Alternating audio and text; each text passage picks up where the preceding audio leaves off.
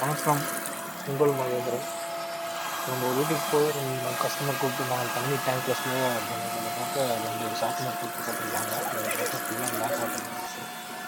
ஃபுல்லாக பிளாக் வாட்டர்லாம் எடுத்து வெளியே ஷாம்பு ஓப்பன் பண்ணி வெளியே வச்சுட்டு பேக் வாஷ் போட்டு நார்மலாக வந்து ரிங்ஸில் போட்டு யூஸ் பண்ணோம். யூஸ் பண்ணதுக்கப்புறம் பார்த்தீங்கன்னா பிளாக் வாட்டர் எல்லாமே போயிடுச்சு. தண்ணியும் நல்லா இன்க்ரீஸ் இருந்தது.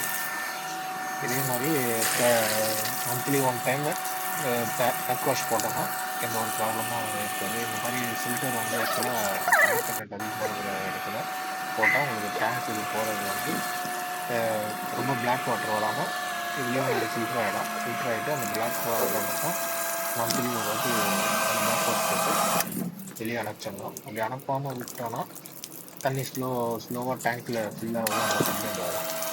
இப்போ ஒரு ½ டேங்க் ஃபுல்லாக வருது வந்து ஒரு 1 ஹவர் 1.5 ஹவர் ஆகுது. இதுக்கப்புறம் நம்ம டேங்க் ஃபுல்லாக வந்து செக் பண்ணோம். டெரஸ் போட்டு செக் பண்ணால் ஃபஸ்ட்டு வந்து ரொம்ப ஸ்லோவாக இருந்தது.